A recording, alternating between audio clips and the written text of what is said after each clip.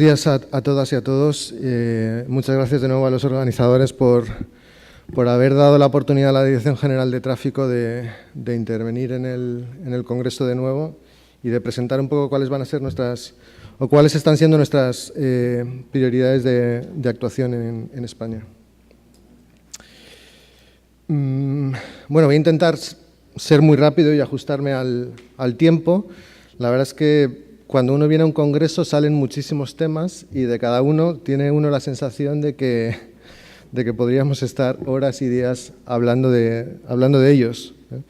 Y voy a tocar alguno de esos temas, vamos a tener que hacerlo muy rápido, pero bueno, se quedará para una futura ocasión. Esto es un poco de dónde venimos en España y dónde estamos. El dónde vamos es lo que estamos construyendo, pero después de una reducción importante, llevamos 4 años de incremento. Hemos llegado a tener un mínimo de 1.680 en 2013, ahora estamos en 1.830, o sea, 150 más que lo que hemos tenido hace 4 años. ¿Qué estamos haciendo ahora? En España lo pudimos hablar el primer día, tenemos una estrategia de seguridad vial 2011-2020.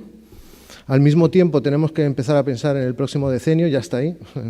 Yo el 2021 ya pende como una amenaza sobre mi cabeza como director del observatorio, pero ahora mismo en España estamos muy centrados en el corto plazo y en cosas concretas. Tenemos que ir preparando el futuro desde luego. No puede llegar el nuevo decenio ahora. Guste o no guste, estamos trabajando con horizontes de decenios, por lo menos, y por lo tanto tenemos que seguir el ritmo. Además, nos lo marcan las organizaciones internacionales y es un poco la forma de estar alineados entre todos. Con lo cual hay que ir trabajando para el próximo decenio, pero al mismo tiempo no podemos olvidarnos de lo que está ocurriendo aquí y ahora. Con lo cual nosotros, se acerca al final de nuestra estrategia 11-20, estamos haciendo balance, se acerca el próximo decenio, estamos intentando prepararnos para ello, pero al mismo tiempo estamos muy centrados en el presente. Ahora tenemos una hoja de ruta muy inmediata. Bueno, un poco de diagnóstico.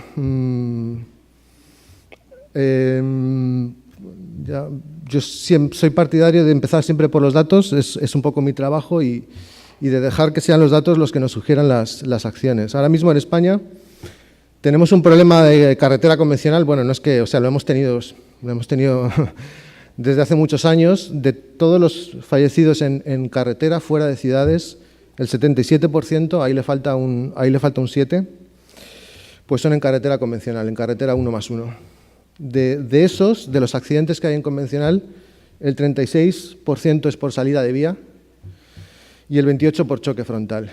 Los choques frontales, en contra de lo que pensábamos muchos, no suelen ser durante adelantamientos. En la carretera convencional española, cuando hay un choque frontal es porque alguien ha invadido el carril contrario. Causas. Aquí ya entramos en un terreno un poco más problemático o controvertido. 33% relacionado con la distracción, 29% relacionado con la velocidad. Datos que proceden de los partes policiales. Vulnerables, 46%. Es curioso porque a nivel mundial hay un 49% de vulnerables y en España no tenemos una cifra muy diferente. Aquí hay un proceso de desarrollo un poco inverso. Al principio, con bajos niveles de motorización hay mucho vulnerable víctima. A medida que aumenta la motorización y pasamos de ser peatón o ciclista dentro del vehículo, aumenta un poco la seguridad general. Y ahora que la tendencia, especialmente en zona urbana, es a sacar gente del coche y de la moto y de hacerlo peatón y ciclista, pues nos vuelve a aumentar la importancia del vulnerable. 46% de los fallecidos son vulnerables y si nos fijamos dentro de la ciudad el 80%. En ciudades más de 500 muertes, de las cuales aproximadamente la mitad son peatones y dentro de los peatones el 71% tiene 65 años o más. Y esto en un entorno en el que en España, como está ocurriendo en Europa en general, se está produciendo un envejecimiento de la población a un ritmo elevadísimo. Las previsiones de nuestro Instituto Nacional de Estadística para dentro de 20 o 30 años dan miedo. O sea, bueno, para los que seremos mayores entonces, bueno, son positivas porque significa que cada vez tenemos mejor calidad de vida, pero la pirámide de edad de la población española está cambiando de una manera bastante impactante. Motocicletas, un problema que siempre está ahí, 16% del parque, 23% de fallecidos. Y luego furgonetas, que están aumentando, especialmente en ciudad y especialmente en autopista y autovía. En 5 años, los accidentes con furgoneta en autopista se han multiplicado por 2 en España. Estamos preocupados por todo este tema del comercio electrónico, los nuevos modos de distribución, etc. De ahí, a partir de ese diagnóstico, ¿en qué estamos trabajando? Muy rápido, yendo un poco, pasando por los puntos y empezando precisamente por el permiso por puntos en España. Acabamos de realizar una propuesta de modificación del permiso por puntos, no le vamos a dar la vuelta, el modelo ha funcionado. Dicen muchos que está un poco estancado, agotado, pues no lo sé, pero sí que es cierto que en España lo introdujimos en el 2006, han pasado más de 10 años, entonces parece lógico que le diéramos una vuelta. Vamos a endurecer, vamos a proponer endurecer. El permiso por puntos es una ley, con lo cual no es un tema de gobierno, es un tema de Parlamento. Vamos a proponer que se endurezca las sanciones, cierto tipo de sanciones, la del uso del teléfono móvil, la del casco. Vamos a potenciar los cursos de conducción segura, es decir, los cursos de conducción que se hacen después de haber obtenido el permiso. Creemos que es una línea en la que tenemos que trabajar más. Ya llevamos unos años potenciándolo para motoristas, porque en España, bueno, tenemos la formación obligatoria para sacarse el permiso. Una vez que se ha sacado el permiso, pues ya depende de cada uno. En cursos de motoristas hemos estado trabajando muy intensamente y yo creo que bien, y la forma de extender esto, de potenciarlo para motoristas y extenderlo para otros tipos de vehículos es bonificarlo. Entonces, nuestra propuesta va a ser que cuando un conductor haga un curso de conducción segura, se le bonifique con 2 puntos. Habrá que definir qué es un curso de conducción segura. No confundir con curso de conducción deportiva ni con ir a un circuito a hacer maniobras bruscas. Queremos introducir la formación presencial obligatoria. En España, con carácter general, tenemos teórico, pista y circulación en calle para sacarse el permiso. En turismos, quitamos la pista, solo tenemos teórico y circulación. No tenemos ningún número mínimo de horas obligatorias, ni en el teórico ni en la circulación. Queremos introducirlas en el teórico. Vamos a hacer una propuesta, quizá 8, 10 horas, bastante por debajo de lo que se está haciendo en Europa. Hemos hecho la Confederación de Autoescuelas hizo un estudio de la situación europea. Prácticamente todos los países tienen formación presencial obligatoria y con un número de horas muy elevado. Nosotros no lo tenemos, vamos a empezar quizá a menor escala. Carretera convencional. Tenemos un debate con la velocidad que no lo hemos traído a Perú. Ayer salió el tema de la velocidad en España. En España, pues en nuestras carreteras, 1 más 1 tenemos 2 límites genéricos de 100 y de 90, en función de la anchura del arcén. Si el arcén tiene 1,5 metros o más, pues un límite de 100 kilómetros por hora. Si no lo tiene, un límite de 90. Esto nos pone, en comparación con otros países de Europa, nos pone, pues bueno, somos de los 6 únicos países que tienen un límite de 100. Entonces, hemos propuesto rebajarlo a 90. No se trata de que haya ningún problema con la carretera convencional española. La carretera convencional en España tiene un estándar de calidad elevadísimo. Y en su momento, cuando estas carreteras se diseñaron, se hicieron pensando en que se pudiera circular con un límite de 100. No es un tema de calidad de la infraestructura, es un tema de seguridad. Una cosa es la característica intrínseca de la infraestructura, la velocidad de proyecto, como el parámetro que queramos utilizar para definirlo, y otra cosa es el nivel de seguridad operativa con unas condiciones de circulación dadas. Y el nivel de seguridad de una carretera, si lo medimos por la frecuencia de accidentes y víctimas a una velocidad más baja, es superior. Y eso hay mucha evidencia ya de otros países que están haciendo movimientos parecidos. Los últimos los suecos, ahora están los franceses, los noruegos. Hay mucha evidencia del efecto que tiene una reducción del límite. Repito, no es que tengamos ningún problema con la infraestructura. Queremos también, pero dicho esto, queremos potenciar las mejoras en el diseño de la infraestructura. Nosotros, como Dirección General de Tráfico, no tenemos una competencia directa sobre la infraestructura.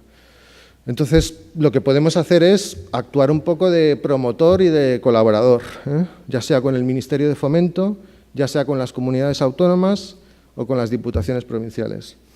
En España el problema de la carretera, bueno, el problema no, la característica es que hay una atomización de responsables.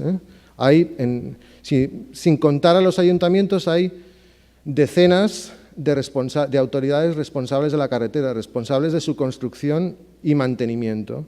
Con lo cual nosotros lo que estamos intentando es colaborar con ellos para identificar buenas prácticas de diseño y ayudarles en lo que podamos, también económicamente cuando podemos. Tenemos que dar una vuelta a la vigilancia y control, tanto en cantidad como en calidad. ¿Tenemos que aumentar la cantidad? Bueno, es una materia a debatir. El primer día lo decía, en España el nivel de vigilancia, si lo medimos por la actividad policial, ha aumentado de manera muy significativa en 15, 20 años, pero muy significativa. Dicho lo cual, seguimos por debajo de algunos países europeos. Y está la calidad. Ya no es solo cuántos controles de velocidad hago, ya sea por agente o por medio automático, cuántos controles de alcohol, sino dónde los hago, en qué momentos, cómo. Eso es un poco lo que también, de la mano de la Guardia Civil, queremos repensar. Tenemos el problema de las furgonetas, al que ya he hecho mención, y donde, bueno, primero nos gustaría hacer un estudio. La furgoneta es un medio de transporte muy complicado, a diferencia del camión y del autobús, que en España está muy reglado, necesitan una autorización específica de transporte, tienen tacógrafo, tienen limitador de velocidad, pero la furgoneta es un medio, bueno, prácticamente si uno ve las furgonetas implicadas en accidentes en España, pues cada una pertenece a una persona diferente. O sea, aunque hay flotas de alquiler o empresas de alquiler de furgonetas, pero la práctica es que no hay forma de decir, bueno, yo si actúo con 3 o 4 distribuidores voy a llegar al 30% de los accidentes de furgonetas. No. Entonces, lo primero que queremos hacer es un estudio para conocer el problema y a partir de ahí diseñar un plan. Muy ligado a la furgoneta, el tema de la seguridad vial laboral. Nosotros tenemos, entre otras acciones, tenemos un plan tipo para que las empresas lo puedan utilizar y adaptar a sus propios planes de seguridad o movilidad. Vulnerables, que le he dicho, lo hemos visto antes, 46%. Queremos potenciar la actuación en vulnerable en colaboración con los ayuntamientos. Bicicletas. Estamos acabando un plan estratégico estatal de la bicicleta que esperamos aprobar el año que viene.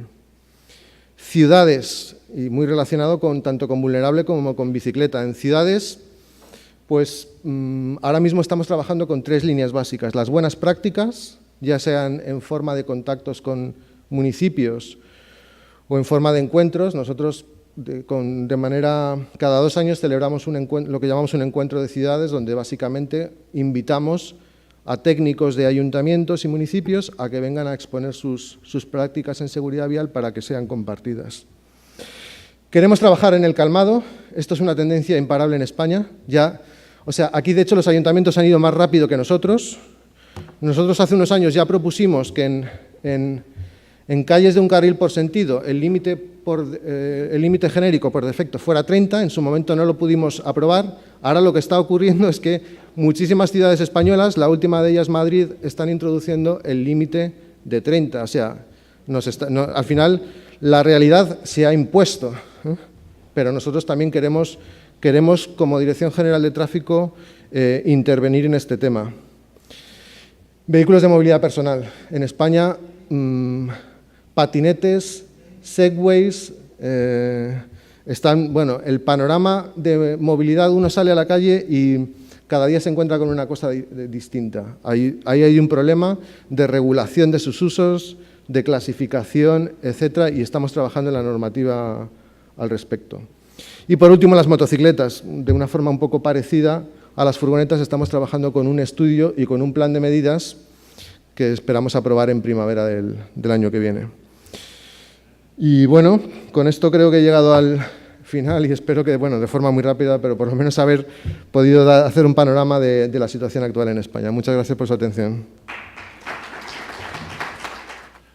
Buenos días. El tema que voy a tratar de explicar en este momento está dentro de lo que es el compromiso de cara al nuevo decenio. Estamos diciendo que entramos a un compromiso, a un nuevo decenio, cuando está terminando un compromiso de un decenio anterior que suscribió el Perú junto con la mayor parte de los países de Naciones Unidas, de los 5 pilares de la seguridad vial que debieron aplicarse desde hace 9 años. Yo creo que la mejor forma de hablar de algo que se conoce y que hay en el país de donde uno está es diciendo las cosas tal cual son y cómo debemos hacer para encaminarnos a que se corrijan errores, viendo los errores hacia atrás para que no se repitan en el futuro. Lo principal que tenemos es que estamos, y deseo que los demás países de América Latina no tengan el mismo problema que el nuestro, en pañales en los 5 pilares de Naciones Unidas, ¿no? Gestión de la seguridad vial, vías de tránsito y movilidad más seguras, vehículos más seguros, usuarios de vías de tránsito más seguras y respuestas a los accidentes. Prácticamente, si yo quisiera exagerar la situación peruana, exagerando bastante, no hemos cumplido ni el 20%, pero en buenas intenciones hemos pasado el 20%, el 120%.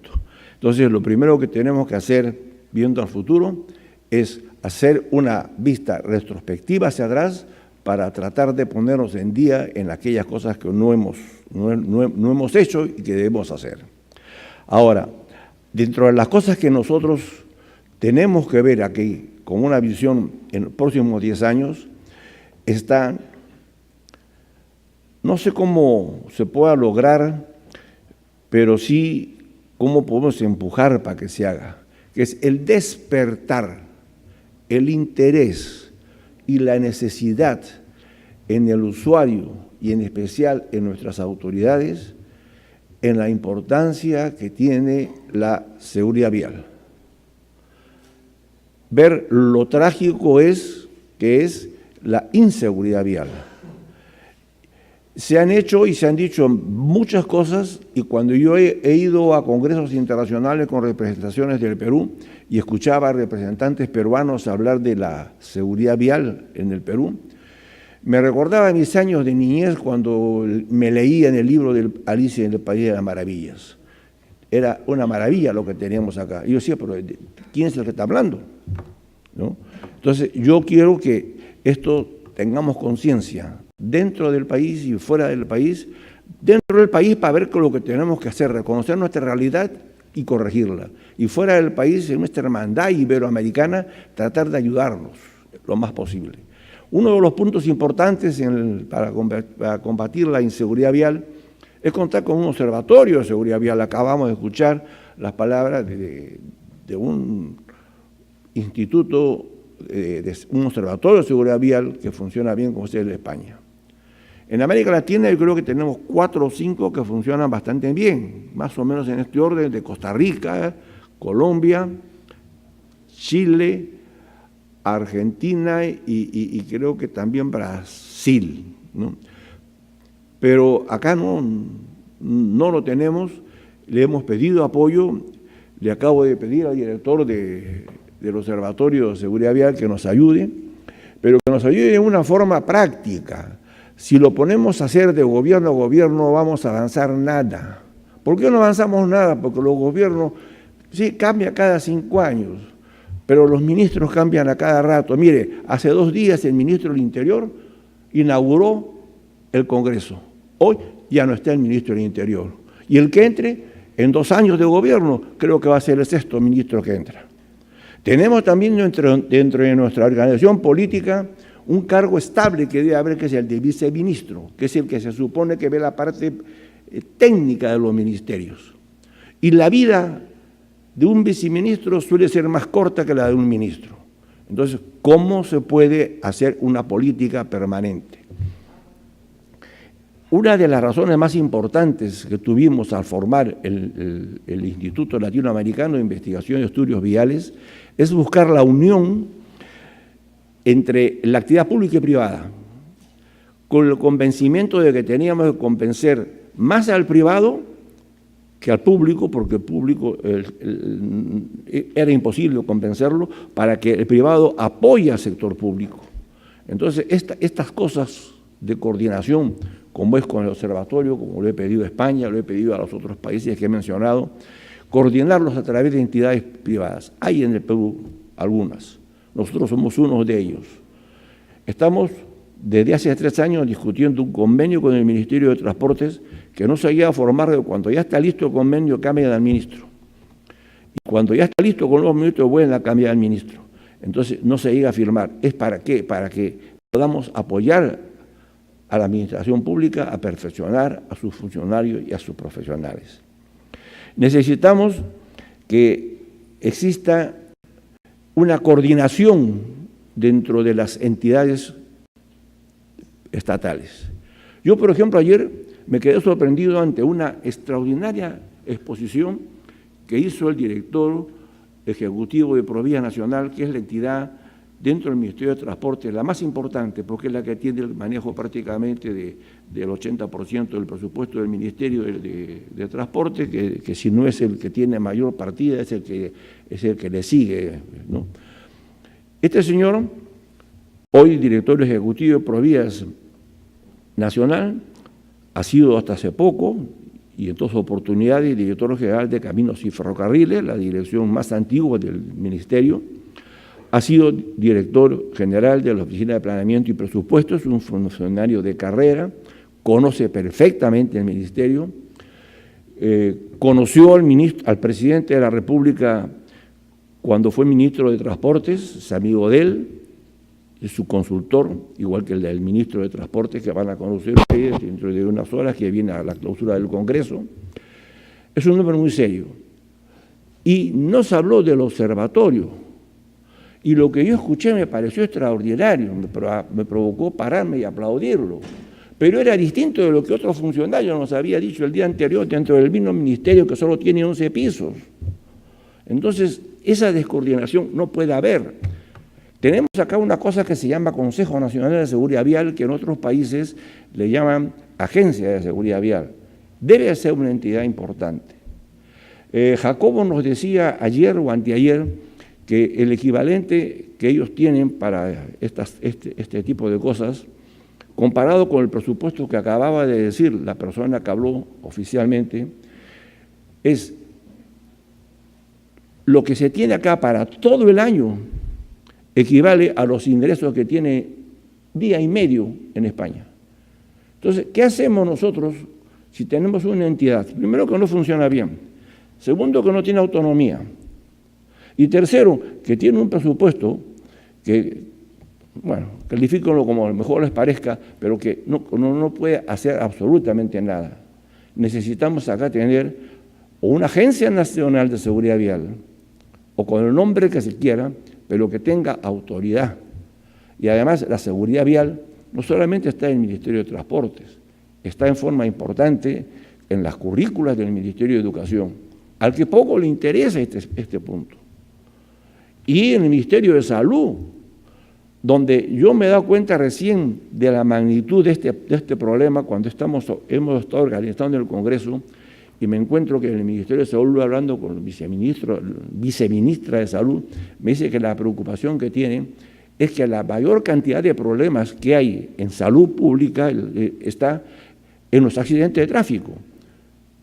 no es el accidente de tráfico el que se muere, sino la consecuencia que tiene para la salud pública el que no se muere, ¿no? Entonces, los costos son enormes.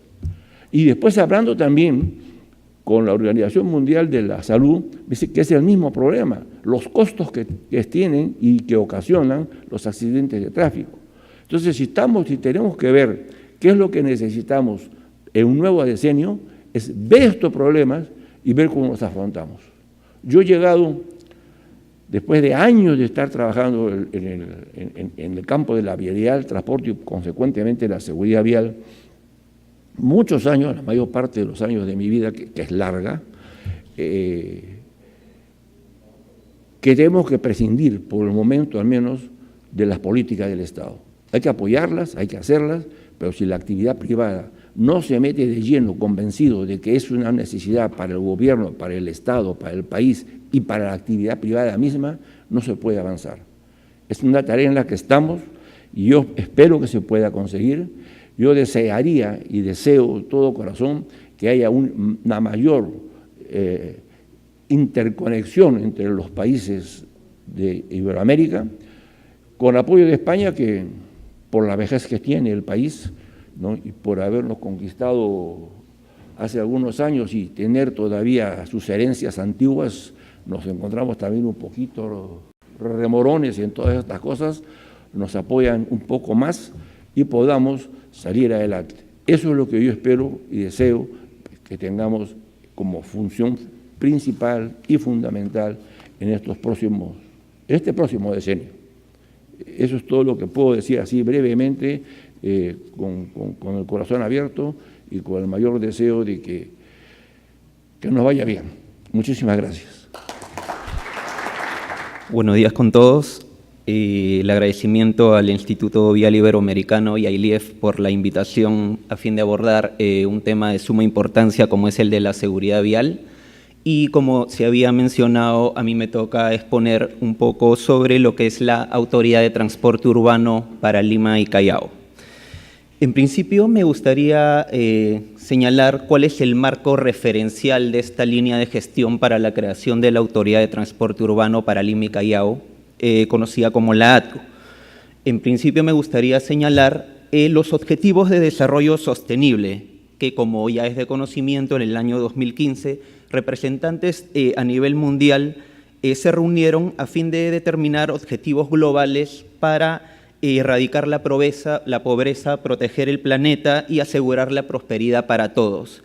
Dentro de este marco se establecieron 17 objetivos con metas específicas, dentro de las cuales se encuentra el tema de ciudades y comunidades sostenibles, cuya meta para el 2030 era precisamente proporcionar accesos a sistemas integrados de transporte seguros, asequibles, accesibles y sostenibles. Por otro lado, la Agencia para la Cooperación y el Desarrollo Económico, la OECD, también realizó un estudio multidimensional para el Perú, abordando 3 componentes, que era principalmente el tema de la diversificación económica, el tema del combate a la informalidad y el tema de conectividad y transporte. Precisamente dentro de este último campo, realizó hasta 4 recomendaciones para el Perú, dentro de las cuales se encontraba el diseño de un plan nacional de transporte que aborde todas las estrategias para abordar lo que es gestión de proyectos de transporte desde un aspecto de movilidad. También recomendó el tema de la creación de un observatorio logístico a fin de optar por soluciones blandas y no solamente basadas en infraestructura para reducir los costos del transporte. También se recomendó el tema de la promoción de usos de transporte no motorizado y los beneficios del uso de la bicicleta y el caminar. Y por último, recomendó también la definición de una política nacional de transporte urbano y la creación de una autoridad que administre la misma. Es en ese sentido que el Ministerio de Transportes y Comunicaciones, revisando el diagnóstico que se tenía en las principales provincias de Perú, que son Lima y Callao, que albergan el principal puerto y aeropuerto de nuestro país, determinó una solución concreta que era la creación de esta autoridad. ¿Y bajo qué diagnóstico fue que se determinó esto? Había un crecimiento de las ciudades sin una adecuada planificación, con una dispersión urbana, altos costos de transporte, una regulación desfasada, baja calidad de los servicios de transporte público, sobrecombustión, etcétera. ¿Qué ha generado toda esta problemática? Ha generado menor competitividad, elevados tiempos de desplazamiento. Se dice que una persona pierde hasta un mes del año dentro del sistema de transporte público por temas de congestionamiento.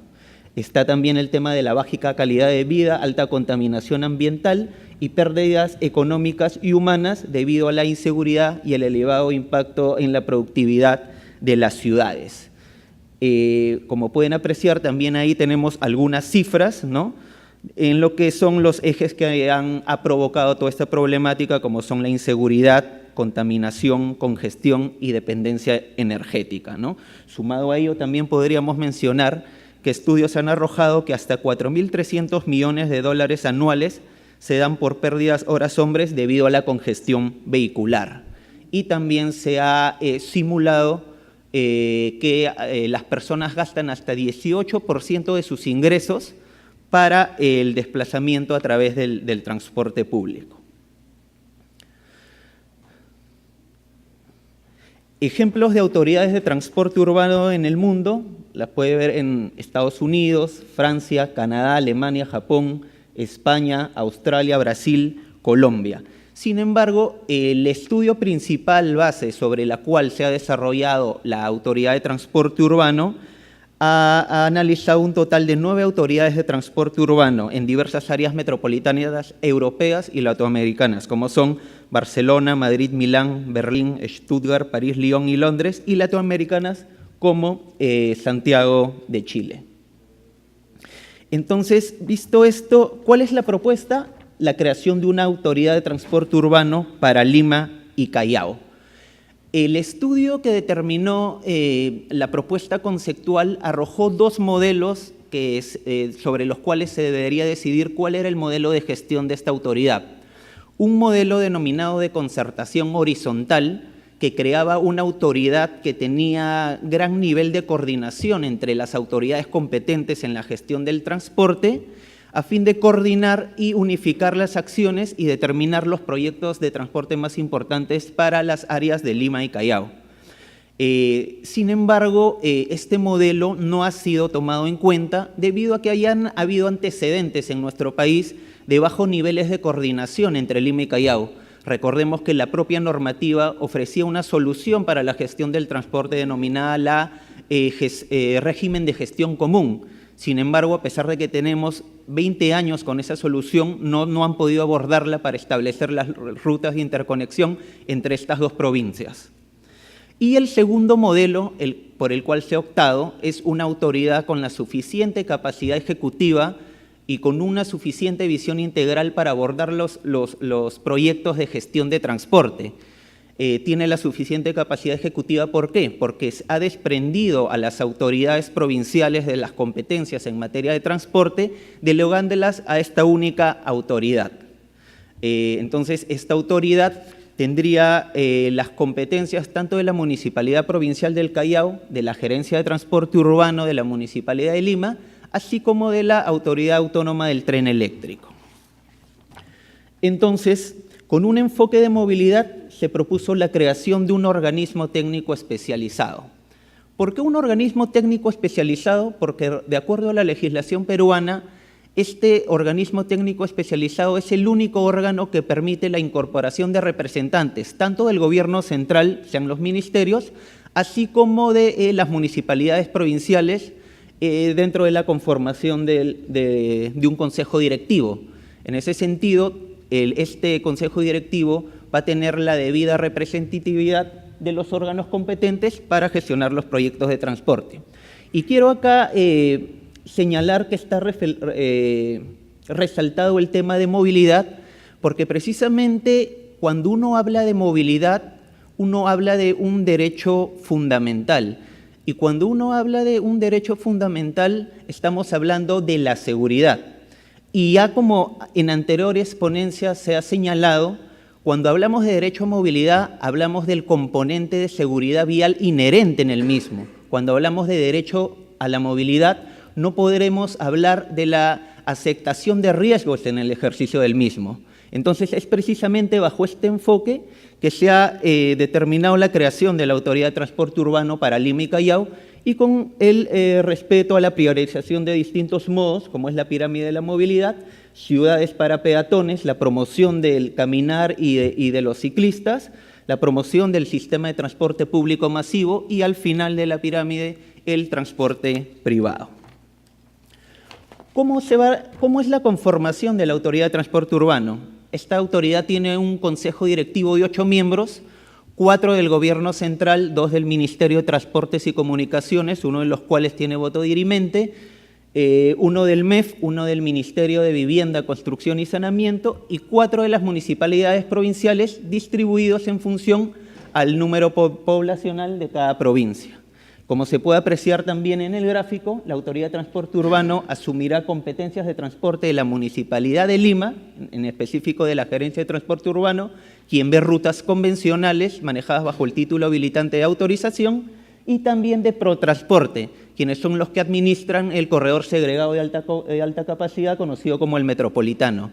Del mismo caso, en la Municipalidad Provincial del Callao, quien autoriza rutas, y también de la Autoridad Autónoma del Tren Eléctrico, quienes ven todo el tema del sistema de ferrocarriles en el área urbana. Entonces, ¿cuáles son algunas de las competencias que tendría esta autoridad?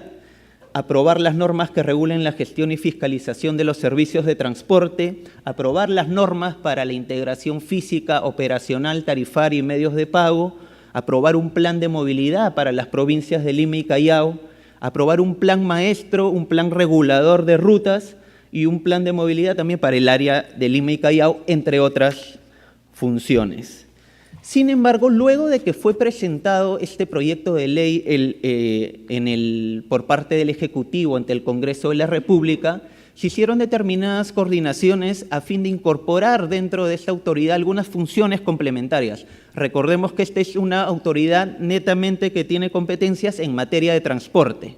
Entonces, en este proceso de acercamiento y de difusión, se vio por conveniente agregar determinadas funciones en las siguientes materias: tránsito, mercancías e infraestructura. En lo que es las competencias de tránsito, la Autoridad de Transporte Urbano va a tener como función complementaria aprobar las normas a fin de garantizar la compatibilidad de los centros de gestión de tránsito de Lima y Callao. Recordemos que las competencias en materia de tránsito permanecen en las municipalidades provinciales, pero la ATU va a asegurar la adecuada compatibilidad e interoperabilidad de estos centros de gestión. Del mismo modo, se están los temas de definición de los estándares técnicos, principalmente en materia de señalización, para el tema de la implementación de olas verdes, por ejemplo, en el caso de tránsito, y va a funcionar como ente coordinador de tránsito entre ambas provincias. En lo que es el transporte de mercancías, esta autoridad aprobará un plan de desarrollo y de gestión logística para el área de Lima y Callao, y también podrá recomendar restricciones de horario y circulación de vehículos de transporte de carga pesada. Y para finalizar, como última función complementaria, la Autoridad de Transporte Urbano tiene en materia de gestión de infraestructura la competencia o la función de emitir opinión técnica vinculante previa aprobación del expediente técnico en todo proyecto de infraestructura vial, únicamente a fin de garantizar la compatibilidad con la visión de ciudad y de movilidad sostenible. Algunos de los beneficios de la Autoridad de Transporte Urbano son concentrar en una única autoridad, bajo una visión integral, las competencias de planificación, gestión, regulación y planificación de la ciudad, el tema de la reducción de emisiones de CO2, el tema de ahorro en tiempo y dinero gracias al sistema único de recaudo, el tema de el adecuado régimen laboral de los operadores del transporte y también la promoción de accesibilidad para las zonas más vulnerables, madres gestantes, ancianos, etc.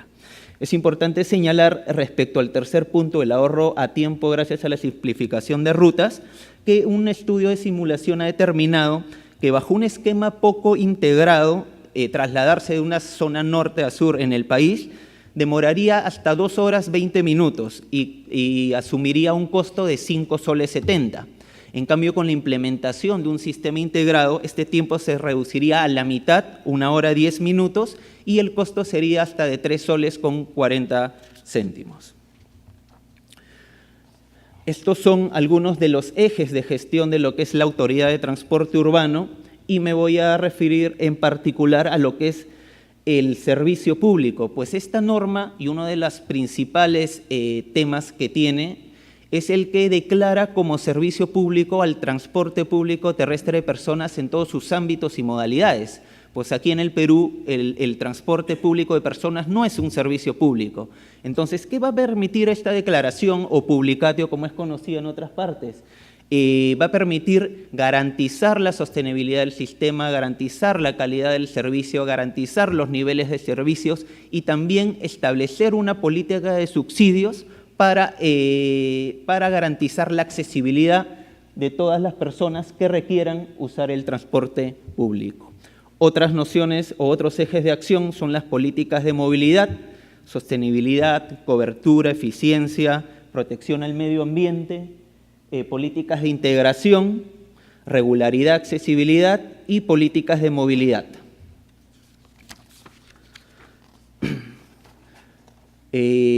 Para finalizar, quiero señalar también algunas otras acciones en materia de transporte urbano que viene realizando el MTC y que contempla, y que complementa la creación de la Autoridad de Transporte Urbano, como son, dentro del componente institucional, se está viendo precisamente a recomendación de la OCDE también, la creación y desarrollo de la Política Nacional de Transporte Urbano, la creación de un programa nacional de transporte urbano sostenible que va a servir para apoyar a las demás provincias en la implementación y gestión de proyectos de transporte.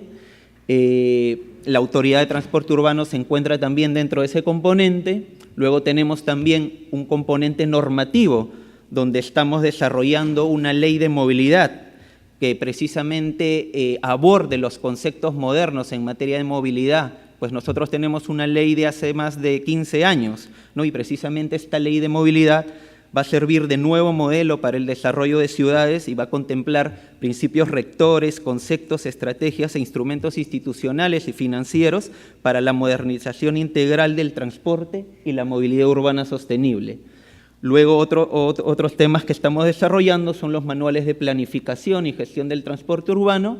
Y para finalizar, dentro del componente presupuestal y de inversión, estamos realizando algunos programas presupuestales de apoyo a ciudades intermedias, en principio, que son las que tienen más de 250.000 habitantes en nuestro país. Eso es todo. Muchas gracias. Muy buenos días. Mi agradecimiento por la invitación a poder compartir algunas ideas y reflexiones con ustedes. En este evento, desde el primer día, se han planteado algunos interrogantes. Jacobo decía, ¿será una década perdida en América Latina al no tener los resultados esperados? De todos los países, con excepción de Chile, hemos dicho que no hemos tenido los resultados que queríamos.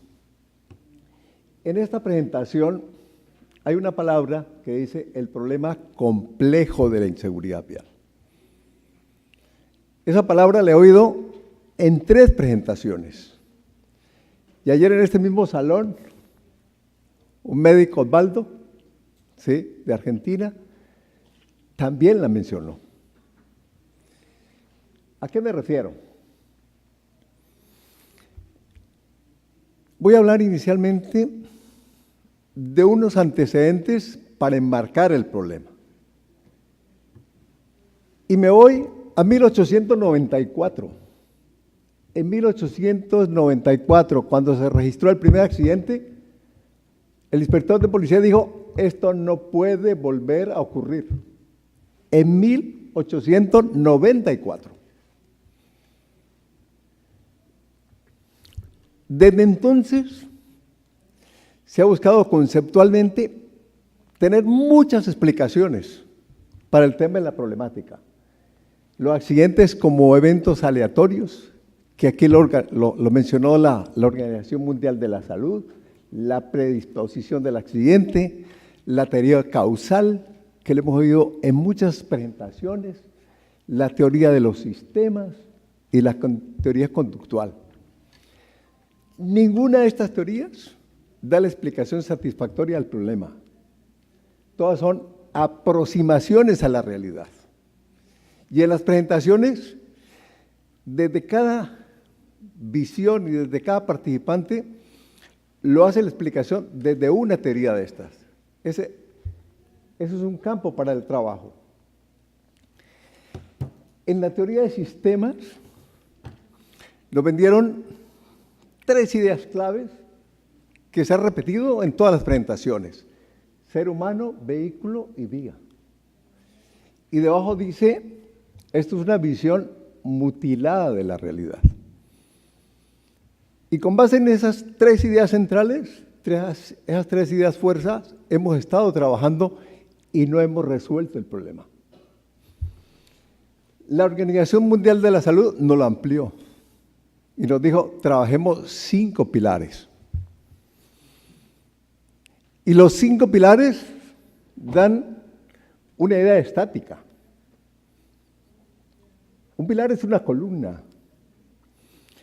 Y el problema de la inseguridad vial es un problema dinámico, que cambia cada hora y cambia cada día y cambia cada mes, que tiene muchos actores en movimiento, no es estático. Con base en esta argumentación para tener los 5 pilares, que es un avance, aquí en las presentaciones hemos escuchado las mismas cifras: 1.300.000, 50 millones. Las mismas que estamos repitiendo desde 2010. Entonces, mi esfuerzo, y con todo respeto, apunta a que tenemos que repensar el problema. Y me voy a ir a Colombia en lo que yo conozco más por experiencias personales, lo que va a tener una cantidad de canas y poco pelo. En 1971 se hablaba de ingeniería preventiva de accidentes, que es lo que ahora llamamos auditorías de seguridad vial. En el 74, que lo tengo resaltado, se hace un primer evento que lo organiza el Ministerio de Salud.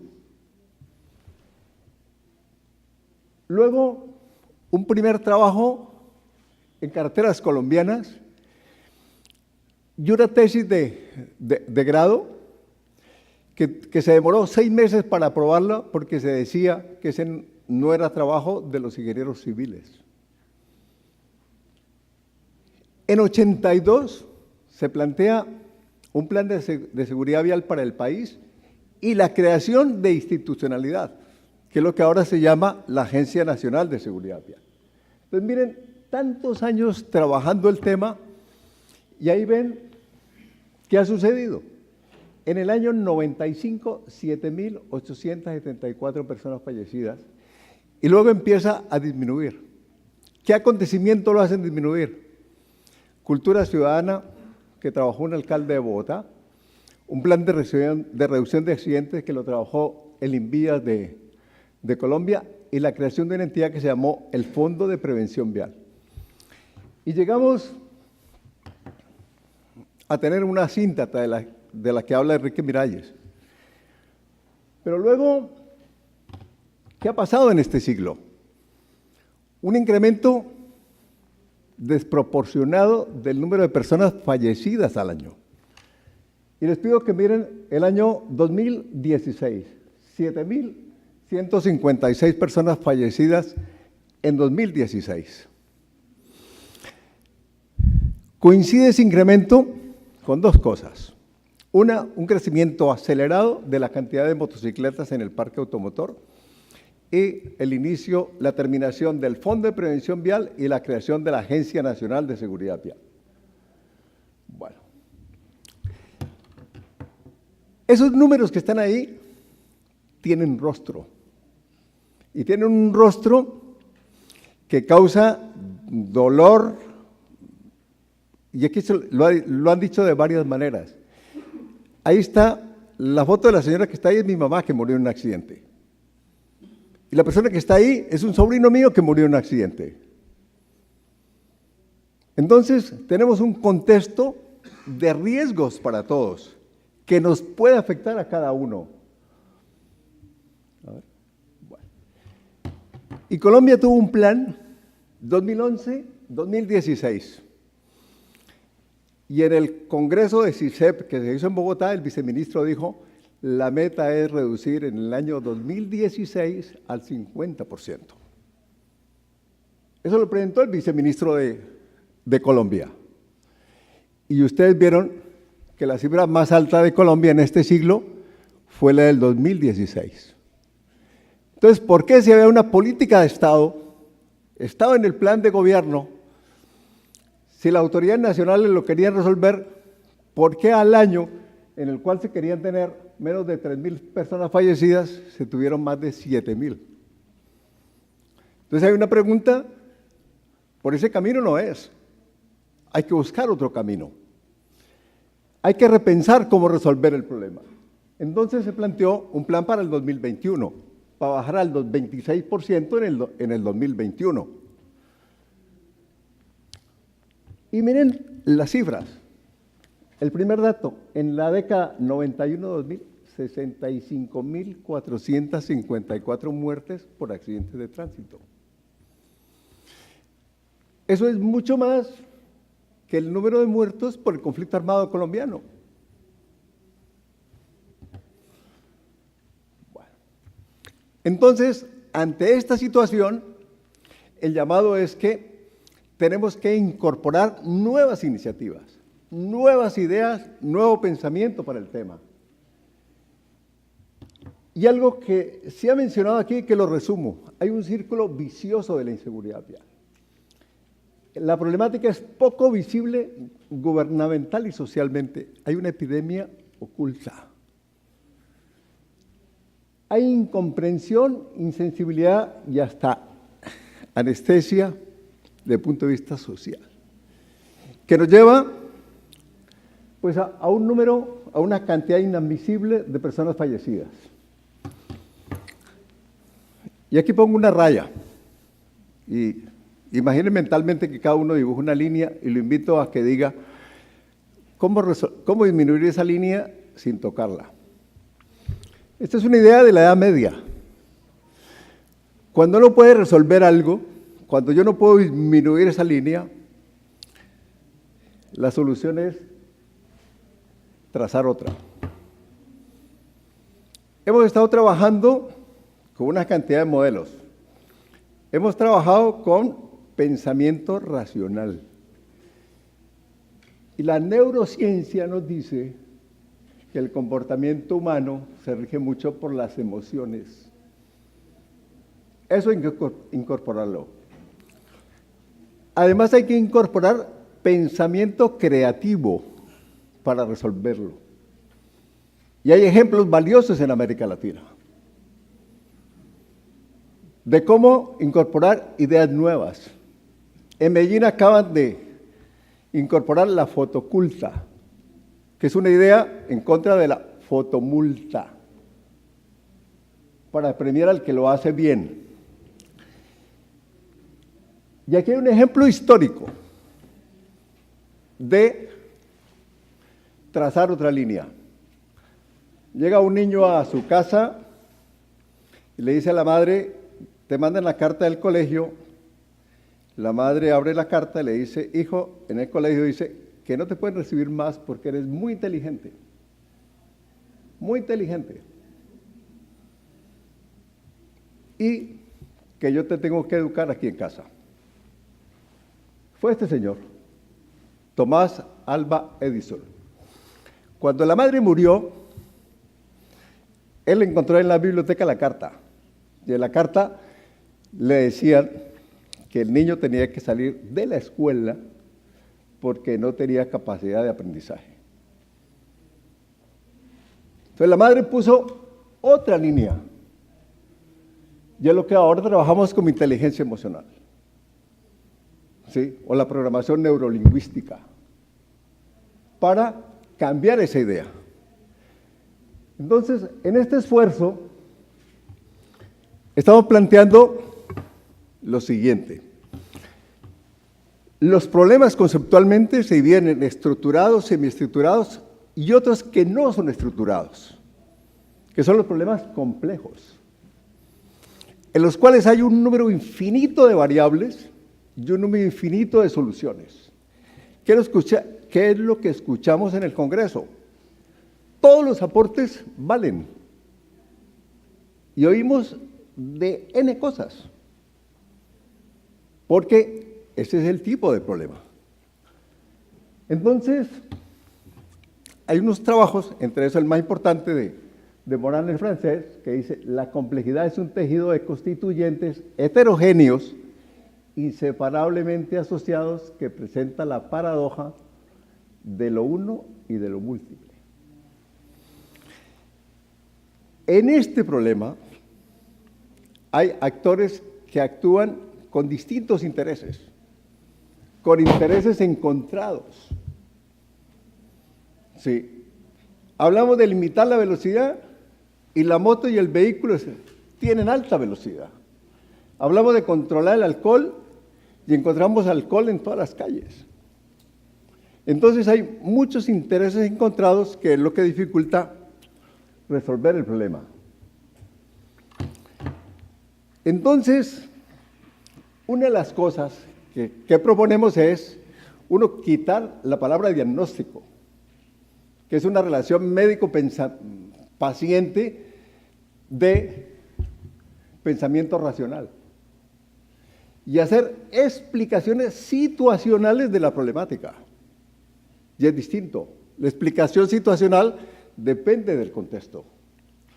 Y ahora que veo a mi amigo Jack de Paraguay, era alcalde de Hohenau en Paraguay, hicieron un estudio de qué pasaba ahí en víctimas por lesiones externas. Las dos primeras, accidente de tránsito y mordedura de perro.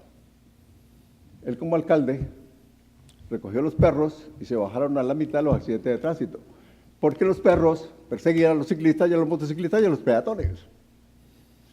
Entonces, esto obliga a ver el contexto, a poner los pies en Cundinamarca o en Dinamarca.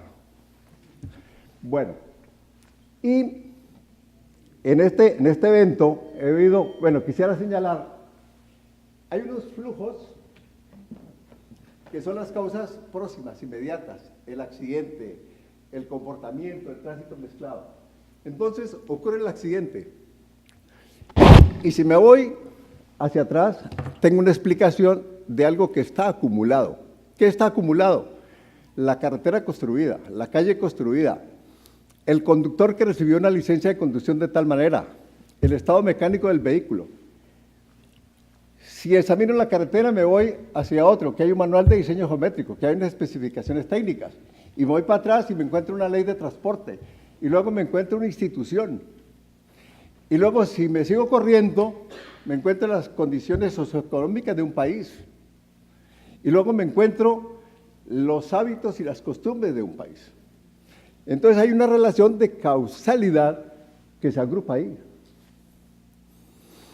Y por otra parte, está la idea de quién va a dirigir la solución del problema. Y no es lo mismo que lo dirige el presidente de la República o desde la presidencia de la República que si lo dirige un viceministro. La gobernabilidad es distinta. Entonces hay temas que hay que tener gobernabilidad para enfrentar el problema. Y hay unos que le quedan fuera de control. ¿Cuáles? La topografía, el clima, etcétera, etcétera. Aquí, entre los más difíciles de estos de aquí, de estos que se mueve uno, está el tema de corrupción, que le queda muy lejos de la gobernabilidad a quienes manejan seguridad vial, porque eso pertenece a la Fiscalía, a la Procuraduría, a la Contraloría, y entra en juego en este escenario. Entonces, mi invitación es, para concluir, que esto hay que repensarlo para tener mejores resultados a más corto plazo, utilizar otras herramientas para explicar el problema y volviendo al pensamiento racional, aquí hay una flecha, un elemento de impulso, otro que le da dirección y sentido y el impacto. Para esto necesitamos una cantidad de elementos claves para trabajarlo. ¿Cómo sacar los elementos claves? ¿Cuáles son los nudos críticos en la explicación situacional? Y los nudos críticos los defino aquel que me produce impacto en el resultado, que tengo viabilidad práctica para obtenerlo, que tengo viabilidad política para poderlo hacer. Y me rompe el esquema también, me rompe el esquema de trabajar con una mente rígida en una estructura de planes. Y ahí concuerdo mucho con Álvaro Gómez lo que dijo el primer día, es que no queremos un plan con 100 cosas. Yo quiero tomar 10 medidas que me produzcan el resultado. Entonces, mi invitación apunta a eso, a que repensemos cómo explicar el problema y cómo enfrentarlo. Muchas gracias.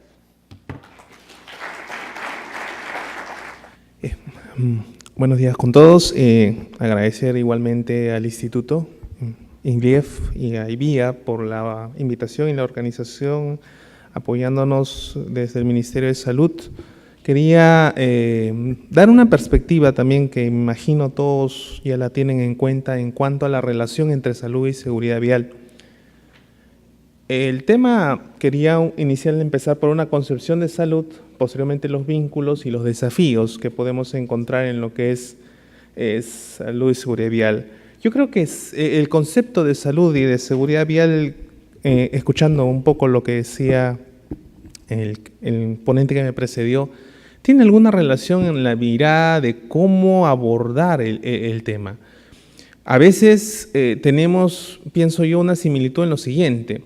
Cuando hablamos de salud, lo que pensamos es en enfermedad. Pensamos en cómo recuperarnos de los problemas de salud que tenemos. Pero salud no es eso. Salud es qué hacemos para que no te enfermes.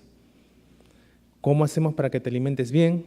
Para que tengas un sistema que no te permita tener probabilidades de enfermedades, hábitos saludables, entre otras cosas. Pero generalmente vemos la punta del iceberg, que es la enfermedad en sí, más no todo lo que está debajo de él y que te motiva a que se pierda tu salud, que son las condiciones de vida en las que uno se desarrolla.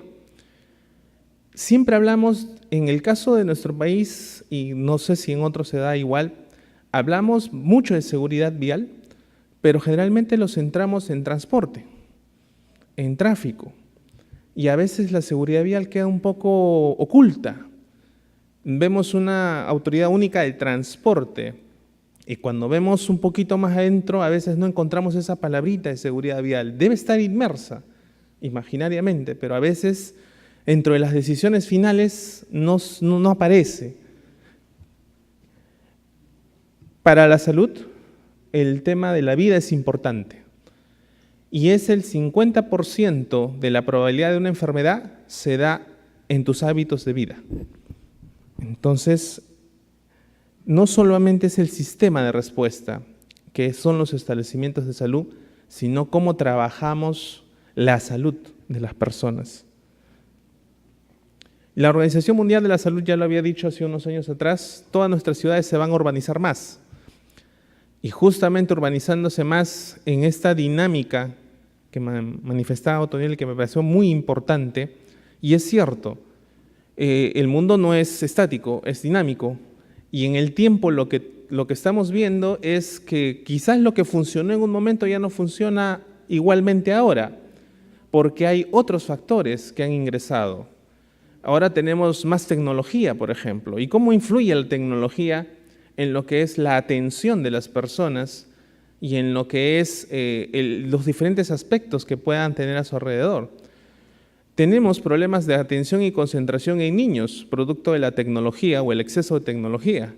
Y esta es una generación que en un tiempo va a conducir. Y hablamos de que la importancia de lo que es la atención y concentración de un conductor. Entonces, también hay que ir analizando esos escenarios futuros, cómo estos nuevos futuros conductores van a tener esa perspectiva de lo que es atención y concentración con lo que tenemos actualmente en los problemas de tecnología.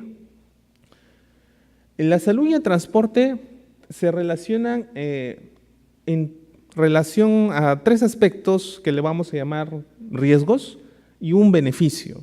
Cuando un sistema de transporte tiene problemas, los riesgos a la salud que se relacionan son las exposiciones a contaminantes, al aire, el tema de las emisiones sonoras de vehículos y los traumatismos causados por el tránsito, definitivamente. Y los beneficios es cuando un sistema de transporte funciona bien, promueve la actividad física a través del uso del transporte no motorizado, por ejemplo, y el caminar, que es bastante importante para nosotros. ¿Por qué? Porque estos temas están relacionados a problemas de enfermedad existentes, que no están quizás muy invisibles. Por ejemplo, actualmente una de las primeras causas de morbilidad y mortalidad son las enfermedades no transmisibles. ¿Y cuál es uno de los mecanismos preventivos para este tipo de enfermedades? La alimentación sana y la actividad física, por ejemplo. Entonces, enfermedades respiratorias, acá en nuestro país es la primera causa de atención en muchos establecimientos de salud y tenemos altos niveles de contaminación en el aire. Esta es una causa directa de estos problemas de salud. Las lesiones, ni qué decir, creo que ya hemos hablado hace un tiempo, el traumatismo o las lesiones por accidente de tránsito es un problema de salud pública para nosotros. Y bueno, alteraciones de salud mental similarmente dadas por el tráfico, también es un problema que encontramos en nuestro país. Si vemos algo de cifras, por ejemplo, lo que nos dice la Organización Mundial de la Salud es que de 1.3 millones de muertes por año son producidas por contaminación del aire urbano, dada la presencia de micropartículas. Y si vemos un mapeo de Lima, hay zonas de Lima que superan la cantidad de niveles de contaminación en relación a los límites permisibles, ¿no? Si vemos el tema de emisiones sonoras de vehículos, similarmente, que este tipo de problemas generan, por ejemplo, un estudio hecho a nivel de Europa, trastornos de sueño, ataques cardíacos, discapacidades de aprendizaje, y también es un problema en muchas de nuestras vías. Por ejemplo, nosotros tenemos que el límite es 55 decibeles y ahí podemos ver cómo se supera en muchas avenidas acá en Lima.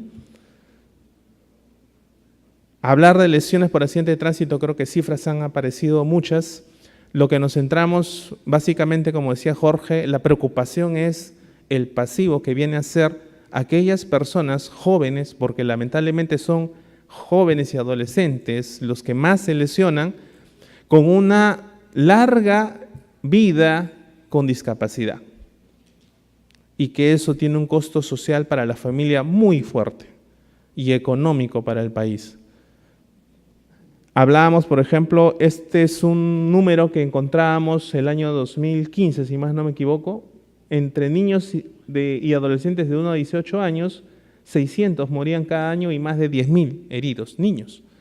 Entonces, si hablamos por etapa de vida, también es importante mirar un poco como para ver el tema de las intervenciones que podamos desarrollar. Y promoción de actividad física, decíamos por esta cifra. Si camináramos y llegáramos al trabajo en bicicleta de 7 a 10 kilómetros por día, se reduciría en 40% la probabilidad de mortalidad, de 40 a 50% menor mortalidad por diabetes y enfermedades cardiovasculares, y lo que es en 32% menor probabilidad de muerte en general.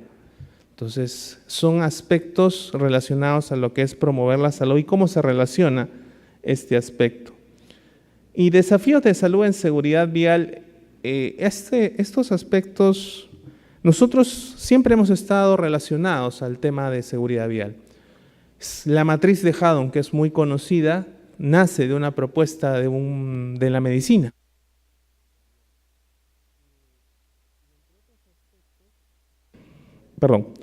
Y entre otros aspectos, siempre de alguna u otra forma hemos estado tratando de visibilizar la información para la toma de decisiones. Pero creo que uno de los desafíos de salud es integrarse un poco más al sistema. Y también un desafío tiene que ver que, si bien los modelos existentes tratan de dar un pauteo, creo que no todavía se llega a un análisis profesional multivariado, es decir, multiprofesional. Generalmente las decisiones se están tomando en carreras profesionales relacionadas a la infraestructura, al orden, pero también hay que ver el tema conductual. ¿Cuántos psicólogos, sociólogos, antropólogos, médicos participan en estos tipos de análisis de lo que es esta información de seguridad vial, en el cual se pueda movilizar y ver más variables de las que puedan estar de repente viéndose en el territorio?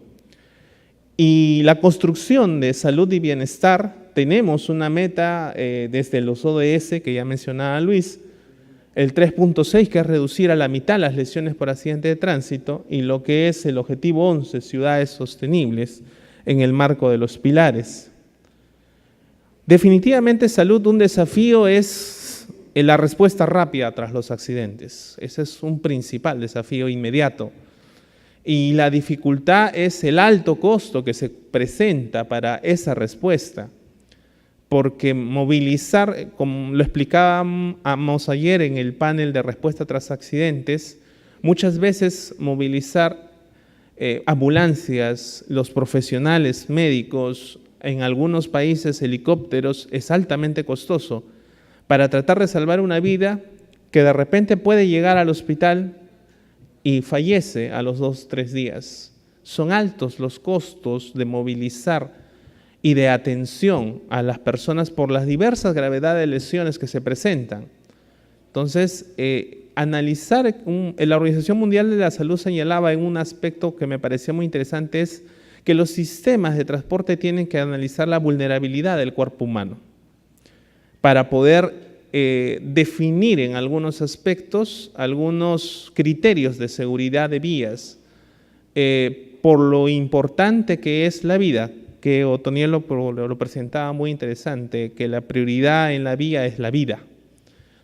Entonces, mirándolo bajo ese enfoque, esta respuesta tras accidentes requiere, por ejemplo, como un desafío, nosotros planteábamos acá en nuestro país, la identificación de estos, en algún momento se les llamó zonas de riesgo, puntos negros, zonas críticas, como deseemos llamarlos, o polígonos a veces de seguridad, se puedan mapear en el territorio y el sistema de salud pueda visualizar cómo va a ser su respuesta alrededor de esos espacios. Para ver no solamente los establecimientos de mayor complejidad para el tipo de lesiones en caso de respuesta, sino también los anillos de contención a su alrededor, porque en un bus que van 60 personas, por ejemplo, un hospital puede colapsar rápidamente en su emergencia. Hay que hacer un triaje rápido en el camino y ir delimitando por anillos de contención. Nosotros referimos establecimientos de menor complejidad que puedan atender a pacientes con lesiones leves, y en el camino van llegando al hospital los que verdaderamente necesitan una atención por la complejidad de las heridas.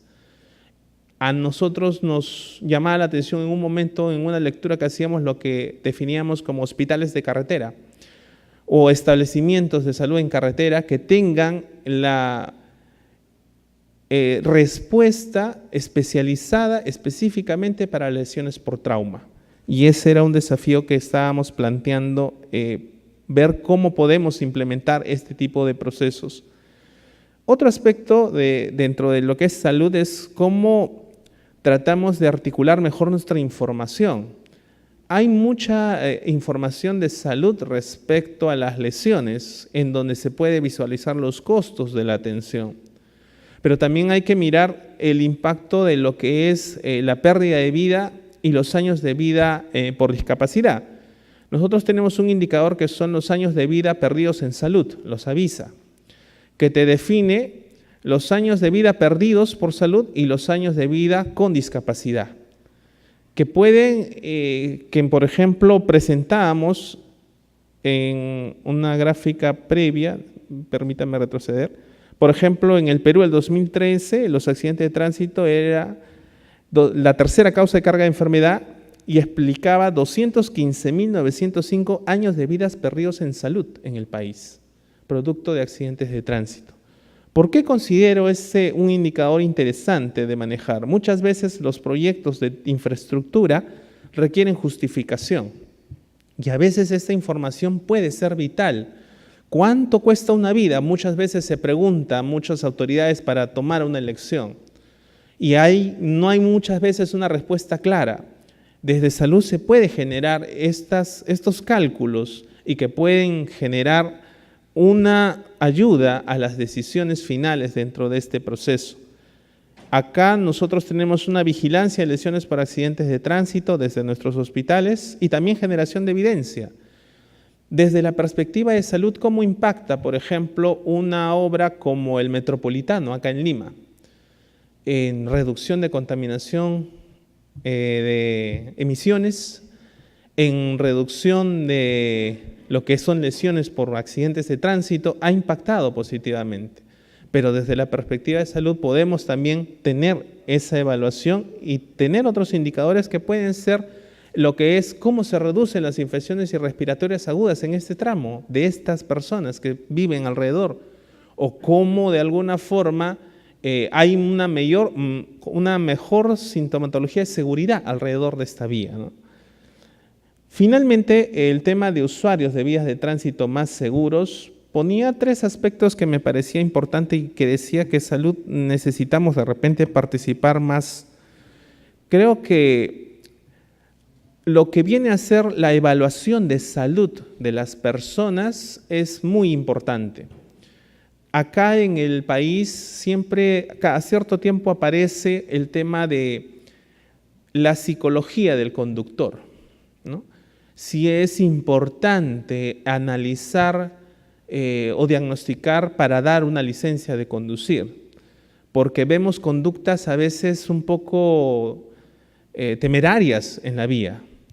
Y nosotros tenemos aquí en el país una evaluación médica previa para la licencia de conducir y hay unos tests de evaluaciones psicológicas, pero son tamizajes previos, no son necesariamente pruebas finales para determinar un diagnóstico. Sin embargo, estamos en esa mirada de que necesitamos aplicar algunos instrumentos específicos. Generalmente estamos tomando algunos existentes, mas no hay algunos especializados directamente para este proceso. Entonces, hay algunos países, España, que ha implementado, he leído en algunos aspectos, lo que es la medicina del tránsito.